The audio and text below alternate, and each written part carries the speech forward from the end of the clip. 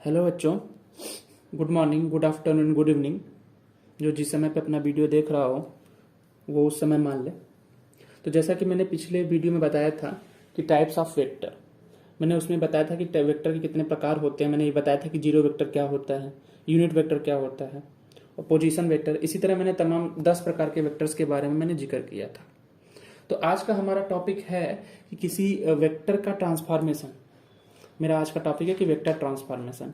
हम कहते हैं कि अगर अगर किसी वेक्टर के कोऑर्डिनेट को, यानी कि जिस कोऑर्डिनेट में वो वेक्टर है, यानी कि जिस तल में वो वेक्टर है, अगर उसी तल को अगर हम रोटेट कराते किसी एक एक्सिस के अबाउट, तो उस वेक्टर का क्या इफेक्ट पड़ेगा, उस वेक्टर का उस रोटेशन पे, अंडर प्रॉपर रोटेशन वेक्टर क्या इफेक्ट पड़ेगा। दूसरा हमारा टॉपिक है आज का कि अंडर रिफ्लेक्शन, यदि उस वेक्टर का हम इमेज ले लें, इमेज मतलब प्रतिबिंब ले लें, तो क्या वो वेक्टर बदल जाएगा या वेक्टर नहीं बदलेगा। तीसरा टॉपिक है इसी में मेरा कि अंडर इन्वर्जन ऑफ कोऑर्डिनेट, कि यदि हम उसके कोऑर्डिनेट को, यदि हमारा x को माइनस एक्स एक्सिस कर दें, y को माइनस वाई एक्सिस कर दें और z को करस्पॉन्डिंग बदल के हम माइनस जेड एक्सिस कर दें, तो क्या वो वेक्टर चेंज होगा या वेक्टर रिमेन्स सेम। और चौथा मेरा टॉपिक होगा आज का, वो होगा अंडर ट्रांसलेशन, कि अगर किसी वेक्टर को अगर उसी डायरेक्शन में अगर हम ट्रांसलेट कराएं, यानी कि स्थानांतरित कराएं, एक जगह से दूसरी जगह ले जाएं और डायरेक्शन वही रहे, तो क्या हमारा वेक्टर वो चेंज होगा या नहीं चेंज होगा। तो इसमें पहला टॉपिक है हमारा कि वेक्टर का ट्रांसफॉर्मेशन अंडर प्रॉपर रोटेशन, यानी कि प्रॉपर रोटेशन, यानी इसको किसी एक कोऑर्डिनेट एक्सिस के अबाउट अगर वेक्टर को रोटेट करा रहे हैं, तो क्या वो वेक्टर चेंज होगा या उसके बाल बच्चे चेंज होंगे। बाल बच्चे का मतलब यहाँ पे हमारा है वेक्टर और उसके बाल बच्चों का मतलब है कि कंपोनेंट, तो उसके क्या कंपोनेंट चेंज होंगे। अब आप पूछेंगे कि सर कंपोनेंट क्या होता है, तो सबसे पहले आइए हम जानते हैं कि किसी वेक्टर का कंपोनेंट क्या होता है। तो कंपोनेंट को समझने के लिए हम जस्ट आपको एक एग्जांपल देते हैं, प्रैक्टिकली कराते हैं। जैसे समझ लीजिए हमारे पास ये कोई बॉक्स है, इस बॉक्स का कुछ ना कुछ वेट होगा, आपको दिख रहा होगा कि माचिस का बॉक्स है, लेकिन समझ लीजिए कि कुछ ना इस बॉक्स से इसको कुछ ना कुछ वेट होगा, 2 ग्राम 3 ग्राम, जो भी इसका कुछ ना कुछ वेट है।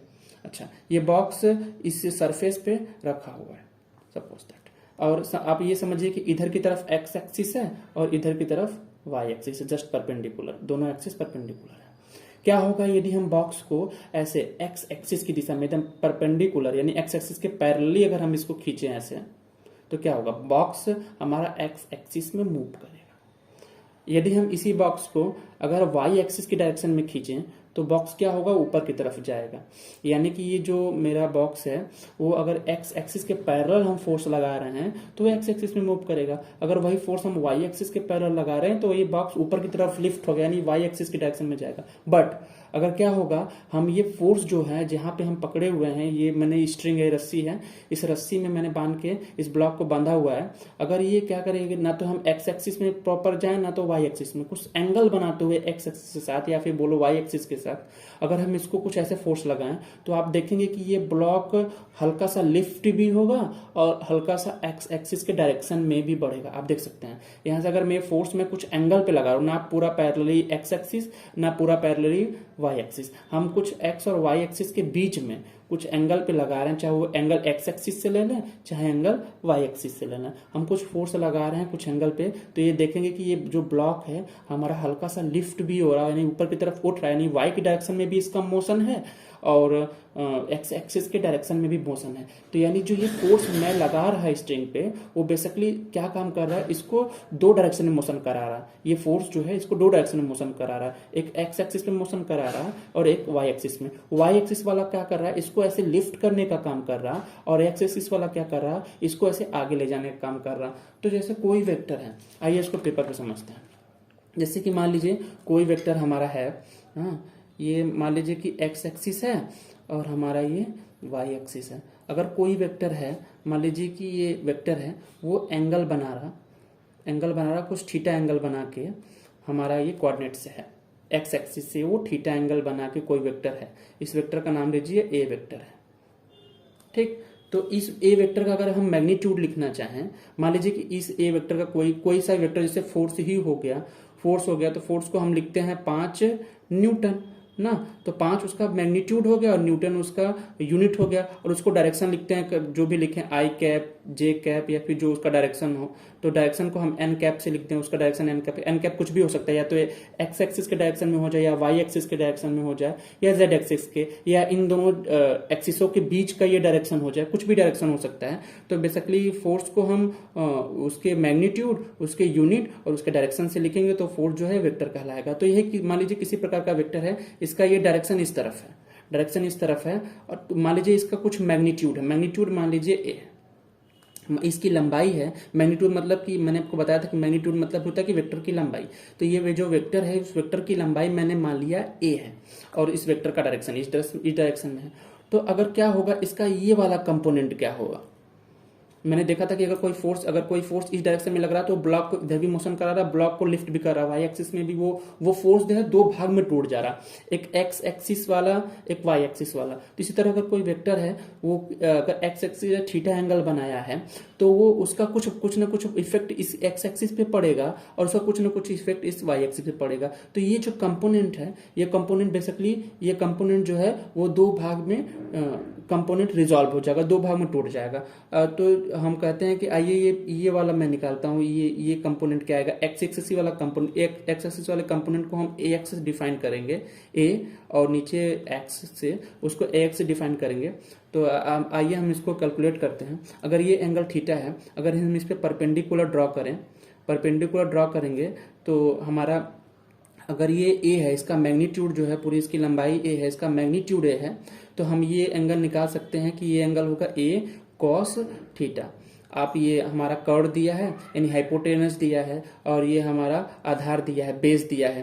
तो हाइपोटेनस अपॉन बेस करके आप ये ए एक्स बराबर ए कॉस थीटा आप निकाल सकते हैं, यानी कि ये जो लंबाई आएगी, ये इतनी लंबाई आएगी, ये होगी ए कॉस थीटा। यानी एक्स एक्सिस वाला जो कंपोनेंट आएगा इस वेक्टर का, वो हमारा आएगा ए, यानी इस वेक्टर का जो मैग्नीट्यूड है, और ये एंगल और उसका कॉस। इसी तरह अगर हम वाई एक्सिस वाला कंपोनेंट निकालना चाहें, तो हम वाई एक्सिस वाला कंपोनेंट निकालने के लिए यहाँ से एक परपेंडिकुलर ड्रॉ करेंगे इस वेक्टर पे, और ये परपेंडिकुलर बना रहा। अगर ये जो जितनी लंबाई इसकी होगी वही लंबाई इसकी होगी, और यही हमारा ए वाई वाला कंपोनेंट होगा। तो हम यही अगर ये निकाल लें, चूंकि ये वाई लंबाई इस वाई लंबाई के बराबर होगी, तो ये अगर हम निकाल लें तो बता सकते हैं कि ए वाई कितना आ जाएगा।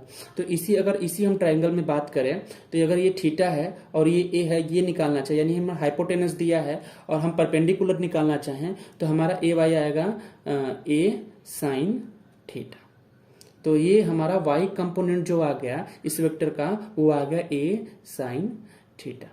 तो हमने ये देखा कि कोई वेक्टर है, अगर वो किसी कोऑर्डिनेट एक्सिस के साथ अगर वो कुछ एंगल बना रहा, तो उस जिसके साथ वो एंगल बना रहा उधर वाला कंपोनेंट होगा ए कॉस थीटा। ए मतलब उस वेक्टर का मैग्नीट्यूड और कॉस थीटा, और जिसके साथ एंगल नहीं बना रहा है वो होगा ए साइन थीटा। यानी जैसे कि हम बात करें एक एग्जाम्पल के तौर पर और समझें कि जैसे कि ये कोई वेक्टर है, इस वेक्टर का मान लीजिए इस वेक्टर का मैग्नीट्यूड ए है, वेक्टर का डायरेक्शन ये है, इसका मैग्नीट्यूड ए है, और ये एंगल बना रहा है इसके साथ थीटा एंगल। तो हमारा अब ये एक्स एक्सिस है और ये वाई एक्सिस है, तो इसका अब ये वाला वाई वाला कंपोनेंट हो जाएगा, क्योंकि इसके साथ अब थीटा बना रहा है, तो ए वाई बराबर हो जाएगा ए कॉस थीटा। और ये एक्स एक्सिस वाला कंपोनेंट होता है, एक्स एक्सिस वाला कंपोनेंट क्या आएगा इसी वेक्टर का, ए साइन थीटा। तो जिसके साथ वो वेक्टर एंगल बना रहा वहां पे कॉस थीटा वाला आता है, और जिसके साथ नहीं बनाता वहां पे वो साइन थीटा वाला आता है। तो कोई भी वेक्टर उसके दो कंपोनेंट में रिजॉल्व हो जाते हैं, इसी को कहते हैं कंपोनेंट ऑफ वेक्टर। तो वही जब हम पढ़ाएंगे कि वेक्टर का ट्रांसफॉर्मेशन, तो यही हमको देखना होता है कि क्या वो पूरा वेक्टर तो देखिए ये है, पूरा वेक्टर ये है, और उसके दो कंपोनेंट भी आते हैं, एक ए एक्स एक्सिस की डायरेक्शन में आता है, एक वाई एक्सिस के डायरेक्शन में आता है। तो जब हम पढ़ाएंगे कि अंडर प्रॉपर रोटेशन क्या, उस कोऑर्डिनेट को अगर हम रोटेट करा देंगे अबाउट किसी, चाहे वो जेड एक्सिस के अबाउट हो जाए, चाहे एक्स एक्सिस के अबाउट हो जाए, चाहे वाई एक्सिस के अबाउट हो जाए, तो क्या वो वेक्टर ही पूरा चेंज हो जाएगा, यानी हम पूरा ये चेंज हो जाएगा। क्वेश्चन है कि या तो ये चेंज हो जाएगा, या इसका ये केवल कंपोनेंट चेंज होगा। तो कंपोनेंट के बारे में जान लिया, तो आइए हम आपको बताते हैं कि वेक्टर का ट्रांसफॉर्मेशन क्या होता है। वेक्टर का ट्रांसफॉर्मेशन पहला पढ़ेंगे कि अंडर प्रॉपर रोटेशन।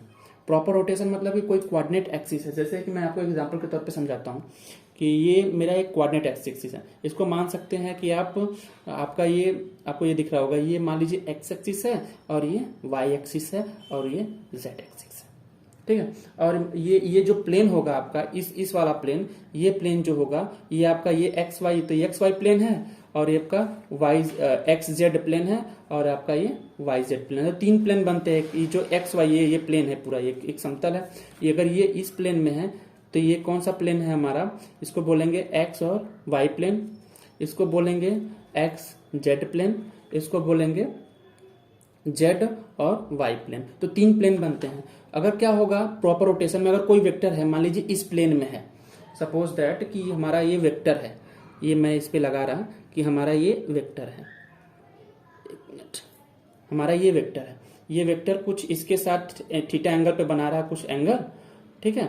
अगर क्या होगा कि अगर हम इसी वेक्टर को, अगर इसी को हम ऐसे इसी कोऑर्डिनेट अगर क्या होगा कुछ एंगल बना के हमारा वेक्टर है, अगर इसी को हम ऐसे रोटेट करा दें, देखिए ये एक्स एक्सिस है वाई एक्सिस है, हम जेड एक्सिस को पकड़ के यानी जेड एक्सिस के अबाउट इसको ऐसे रोटेट करा रहे हैं एंगल को, तो क्या होगा ये वेक्टर पे इसका क्या इफेक्ट पड़ेगा, और वेक्टर पे साथ साथ इसके जो कंपोनेंट आएंगे एक्स एक्सिस में वाई एक्सिस में, उसका क्या इफेक्ट पड़ेगा।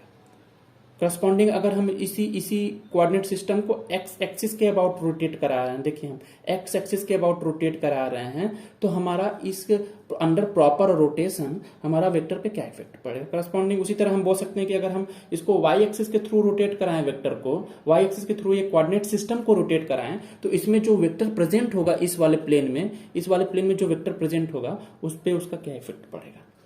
तो ठीक है, तो हम जानते हैं कि जब हम किसी वेक्टर को चाहे वो जेड एक्सिस के थ्रू रोटेट कराएं, चाहे एक्स एक्सिस के थ्रू रोटेट कराएं और चाहे वाई एक्सिस के थ्रू रोटेट कराएं, अगर वो वेक्टर है तो वेक्टर जो है, वेक्टर पूरा एक वेक्टर जो होता है वो नहीं बदलता है कभी भी, चाहे किसी भी एक्सिस के थ्रू रोटेट कराएं, वो जो पूरा एक वेक्टर होता है वो कभी भी चेंज नहीं होता, वेक्टर कभी भी चेंज नहीं होता। लेकिन उसके जो कंपोनेंट होते हैं वो चाहे वो एक्स एक्सिस में कंपोनेंट ले लीजिए, चाहे वाई एक्सिस में कंपोनेंट लीजिए, चाहे जेड एक्सिस वाला कंपोनेंट, हम कंपोनेंट उसके चेंज होते हैं। तो ये याद करने वाला पॉइंट है कि जो वेक्टर होता है, वेक्टर जो होता है, वेक्टर तो नहीं चेंज होता, रिमेन्स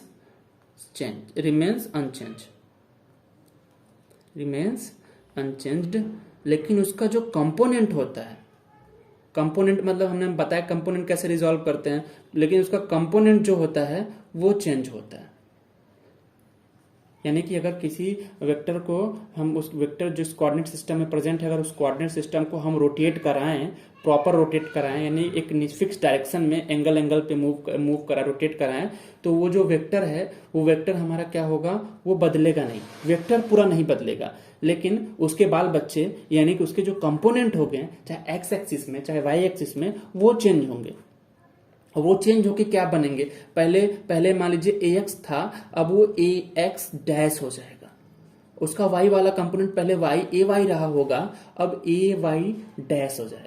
इस तरह अगर जेड वाला कंपोनेंट पहले ए जेड रहा होगा, अब वो ए जेड डैश हो जाएगा। लेकिन अगर वेक्टर पूरे वेक्टर की बात करें तो वेक्टर ऐसे का ऐसे ही रहेगा, वेक्टर चेंज हमारा नहीं होगा, पहले भी ए वेक्टर था, बाद में भी ए वेक्टर ही रहेगा, ठीक है।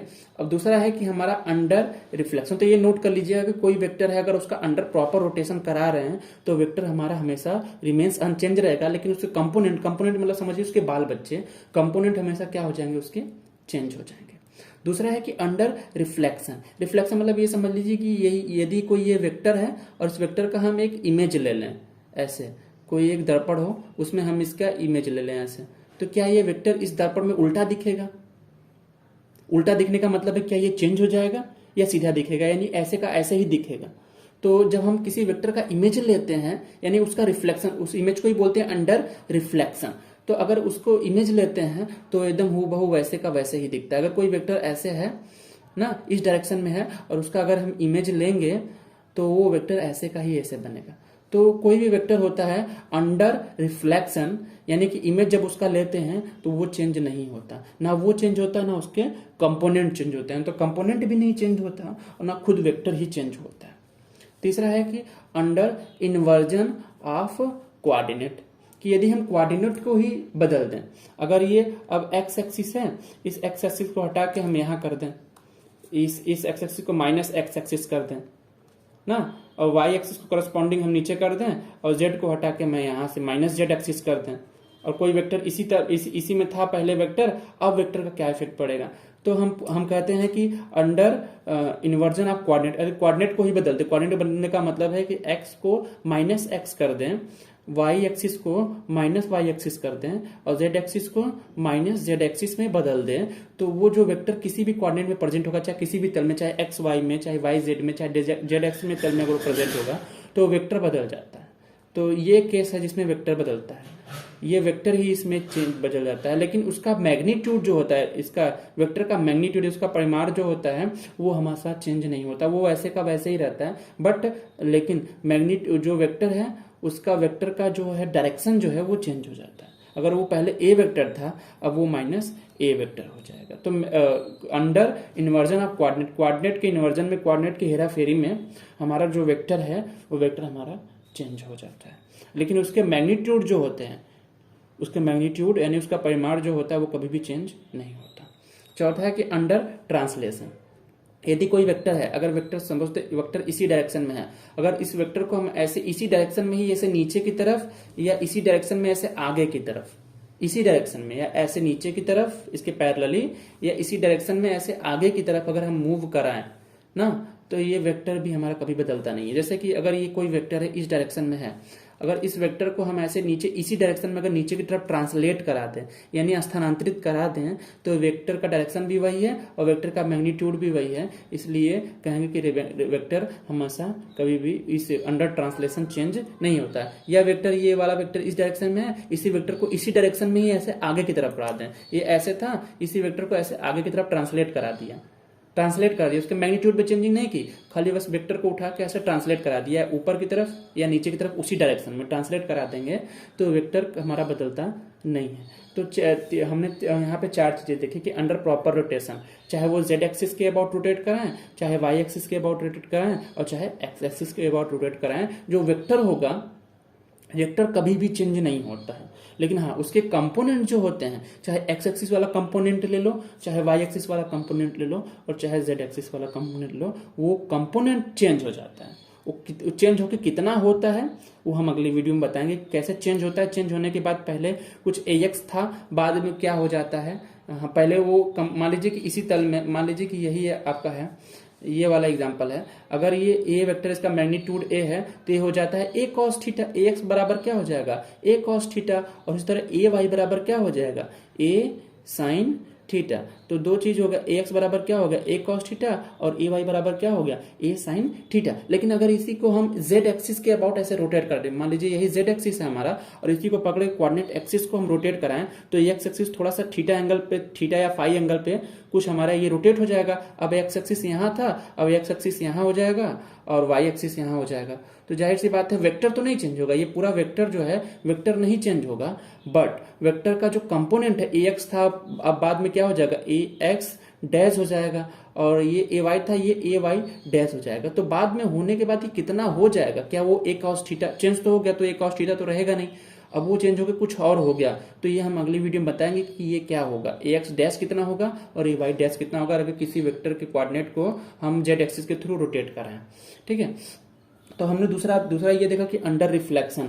अंडर रिफ्लेक्शन का मतलब है कि यदि हम उसका इमेज ले लें तो वेक्टर कभी भी चेंज नहीं होता, और न तो वेक्टर चेंज होता है न तो इसका कंपोनेंट चेंज होते हैं। तीसरा है कि अंडर इन्वर्जन ऑफ कोऑर्डिनेट, इसको कोऑर्डिनेट एक्सिस को ही रोटेट कर दे, एक्स को माइनस एक्स, वाई को माइनस एक्स, और जेड को माइनस एक्स कर दें, तो क्या वो वेक्टर जो है वो क्या हो, उस पर क्या इफेक्ट पड़ता है, तो वेक्टर चेंज होता है। ये वाली चीज बड़ी इंपॉर्टेंट है, इसका चीज हम एक यूज बताएंगे। जैसे कि कोई वेक्टर, सपोज दैट आपको एक हिंट देते हैं, जैसा आप लोग सोचिएगा, जैसे कोई वेक्टर है, अगर फोर्स ही है, अगर फोर्स किसी कोऑर्डिनेट एक्सिस में, मान लीजिए फोर्स ऐसे लग रहा है, एक्स वाई कोऑर्डिनेट में लग रहा है, थीटा एंगल बना के लग रहा है फोर्स, ये एक्स एक्सिस है और ये वाई एक्स, थीटा एंगल बना के लग रहा है। लेकिन क्या होगा अगर इसी फोर्स ऐसे ही है, लेकिन मैंने कोऑर्डिनेट एक्सिस को चेंज कर दिया, एक्स को अब इधर कर दिया, वाई को अब नीचे की तरफ कर दिया, यानी एक्स को माइनस एक्स कर दिया, वाई को माइनस एक्स कर दिया। अब फोर्स इसी डायरेक्शन में है, तो फोर्स का क्या होगा, वो फोर्स जो है उसका डायरेक्शन चेंज हो जाएगा। फोर्स का डायरेक्शन पहले इधर की तरफ था, अब फोर्स का डायरेक्शन डायरेक्शन अब नीचे की तरफ हो जाएगा। तो यही हमारा कहता है कि अंडर कोऑर्डिनेट इन्वर्जन कोऑर्डिनेट को चेंज करते हैं तो वेक्टर जो होता है वेक्टर चेंज हो जाता है ना। लेकिन अगर सपोज दैट कोई वेक्टर है, कोई वेक्टर को हम कोई टॉर्क ही लीजिए, अभी हम आपको बताएंगे कि टॉर्क कैसे टॉर्क को डिफाइन करते हैं। टॉर्क को लिखते हैं vector r cross vector F. जब वेक्टर का ऑपरेशन बताएंगे तो बताएंगे वेक्टर को ये क्रॉस क्या होता है। अभी बस इतना जान लीजिए कि कोई टॉर्क को हम लिखते हैं vector r cross vector F. तो अगर हम क्या करें, ये दो वेक्टरों का जो क्रॉस प्रोडक्ट होता है खुद ही एक वेक्टर होता है। सपोज हाँ वो होता ही है, उसका जो हमारा ऑपरेशन होता है अभी अगले वाली जब इससे पहले हम जो वेक्टर ऑपरेशन पढ़ाएंगे तो आपको बताएंगे कि डॉट प्रोडक्ट और क्रॉस प्रोडक्ट क्या होता है।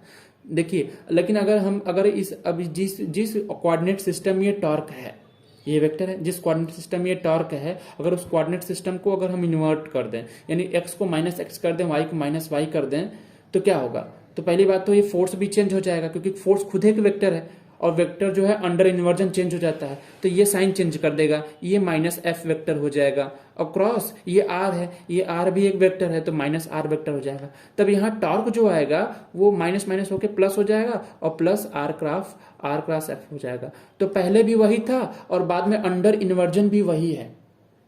आप देख रहे हैं ये वेक्टर अंडर पहले भी वैसे ही था और जब मैंने कोऑर्डिनेट एक्सिस को चेंज किया तो भी वेक्टर वही है, कहीं उसका डायरेक्शन नहीं बदला है।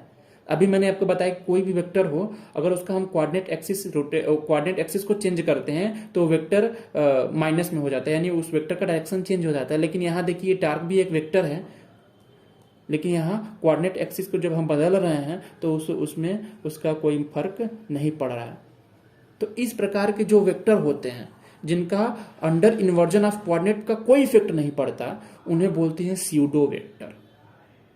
हाँ, तो ऐसे वेक्टर जिनका इन्वर्जन ऑफ कोऑर्डिनेट यानी कोऑर्डिनेट के इन्वर्जन पे कोई इफेक्ट नहीं, ऐसे वेक्टर जिनका अंडर इन्वर्जन ऑफ कोऑर्डिनेट यानी कोऑर्डिनेट के इन्वर्जन पे कोई इफेक्ट नहीं पड़ता, उन्हें बोलते हैं हम स्यूडो वेक्टर, जैसे टॉर्क होता है। तो ये हमेशा ये है कि दो वेक्टरों का क्रॉस प्रोडक्ट जो होता है हमेशा एक स्यूडो वेक्टर ही होता है। ठीक है, तो इस स्यूडो वेक्टर क्या होता है और कैसे कोई वेक्टर चेंज होता है, कि उसके कंपोनेंट कैसे चेंज होते हैं, वो हम आपको अगली वीडियो में बताएंगे। धन्यवाद।